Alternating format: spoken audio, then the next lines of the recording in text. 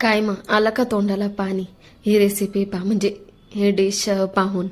तर चला, तुम्हाला पण बनवायची असणार ना तर पटकनशी सांगते रेसिपी. खूपच सोपी, खूपच पटकनशी होऊन जाते. तर इथं मी सांगत आहे मेथीचे पराठे आणि टमाट्याची चटणी. त्या अगोदर आहे ना मी 3 वाट्या गव्हाचं पीठ घेऊन घेतलं होतं आणि मेथीला आहे ना मस्तपैकी बारीक चॉप करून, चॉपरने चॉप करा का कापून घ्या, धुवून व्यवस्थित ठेवून दिलं होतं. आणि इथं मी अद्रक आणि मिरचीचं पेस्ट घेऊन घेतलं होतं.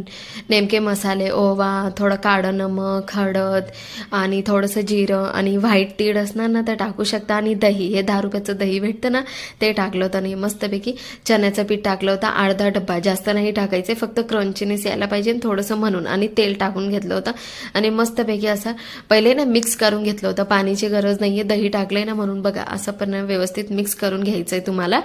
आणि मिक्स झालं का मग जी मेथी आपण चॉप करून ठेवली होती ना ती टाकून घ्यायची. लागणार तेवढीच टाकायची फ्रेंड्स, प्लीज. माझ्याकडनं थोडी जास्त चॉप झाली होती. तर बस चॉप झाल्यानंतर मेथीमध्ये ना पहिलेच मॉइश्चर राहतं, तिच्यामध्ये पाणी पहिलेच राहतं. तर पाणी नंतर टाकायचं, पहिले मिक्स करायचं. आणि इथे ना मी सांगू ना तर ही वाटी ना फक्त अर्धी वाटीमधनं, बघा एवढंच अर्धी वाटी पाणी होतं, त्याच्यामधनं पण पाणी उरलं होतं.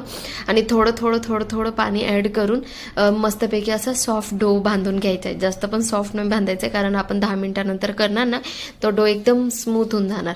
तर तेल लावून मस्तपैकी डोला आहे ना 10 मिनिटं मुरायला ठेवून द्यायचं. इथं टमाट्याची चटणी बनवायची आहे. टमाट्याला 2 पीसेस करून घ्यायचे. अद्रक, मिरची आणि बघा मिरची अगोदरच ठेवून दिली, तेल टाकून घेतलं, मिरची आणि जिरं आणि तीळ पण टाकली होती मीने. मस्तपैकी अशी फुटफुटायला लागली का लगे टमाटे ठेवून द्यायचे. टमाटे ठेवून दिले का लगे अद्रक टाकून द्यायचं. लसण नव्हते माझ्याजवळ, तिथं ती चटणी होती ती, म्हटलं पराठे लाटून घेऊ. ते एकदम मस्तपैकी बारीक बारीक पराठे लाटून घेतले होते, एकदम बारीक लाटले होते. आणि तेल लावून मस्तपैकी दोघं साईडने पहिले शेकून घ्यायचे अगोदर आणि मग तेल लावून शेकून घ्या तुम्ही.